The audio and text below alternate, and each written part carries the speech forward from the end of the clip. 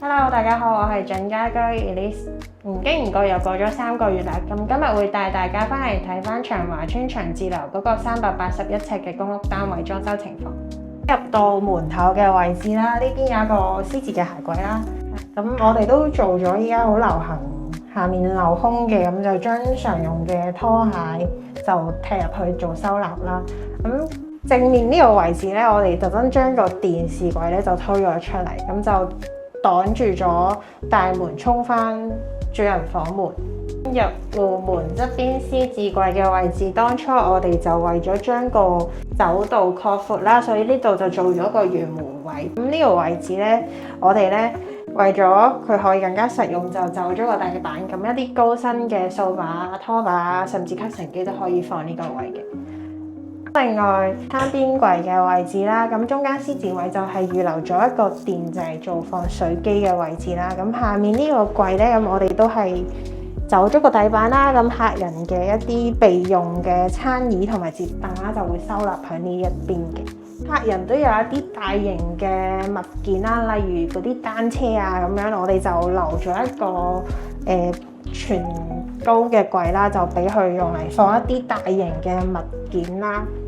最入邊嘅位置咧，就係一個神櫃嘅位置啦。咁我哋就做咗一啲暗藏式嘅紅色射燈啦。咁另外咧，呢個位置咧，我哋做咗一個活動座啦。咁佢就可以分開幾層咁樣將一啲神像啦、香燭啦嗰啲放翻入去啦。咁電視特色牆嘅位置咧，咁我哋就貫通咗全屋嘅所有房門啦。中間嘅電視位置就做咗一啲小圓弧嘅設計，令到成件事更加圓滑同埋統一。嚟到主人房嘅位置啦，咁我哋房門就用咗一個鋁框嘅石頭紋玻璃啦，去令到主人房嘅光可以透翻出去客廳啦。咁主人房標配嘅衣櫃啦、書台啦同埋床，我哋都有噶啦。咁嚟到頭房嘅位置啦，呢間房係客房咁樣嘅用途啦。咁平時呢間房就冇人瞓住嘅，咁樣嘅情況之下呢，咁我哋就將呢間房嘅儲物量就盡量打爆佢啦。所以呢邊高身衣櫃同埋一個矮身嘅儲納櫃都安排咗喺度。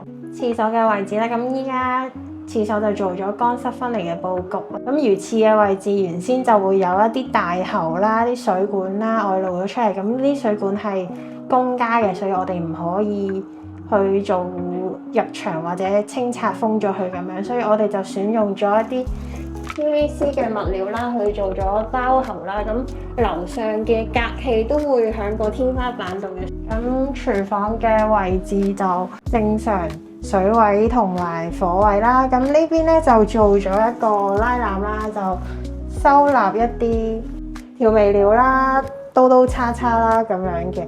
因為呢邊台面嘅空間就只有呢一拍比較細，所以咧我哋咧就選擇咗一個比較功能性齊全嘅星盤啦。佢呢度有一啲瀝水嘅配件啦，同埋砧板咁樣啦，可以配套翻響裏邊用啦。咁就將佢原先嘅台面空間就延伸咗，可以做一啲切菜。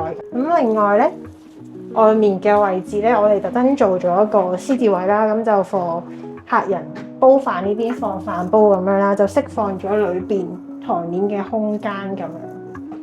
咁洗衣房呢邊啦，咁平時刷牙同埋手洗衫嘅位置都喺呢個位啦。咁全屋嘅入屋水啦，就會嚟咗呢個濾水器度過濾咗啦，先至響其他水位度出嚟嘅。咁除咗濾水器之外啦，石油氣錶咧都會響樓上呢個位嘅，所以咧我哋就上面呢 part 櫃做得比較深，就包晒所有一啲管道咁樣。記得留言讚好啊，同埋訂閱我哋頻道，你的理想家居準家居。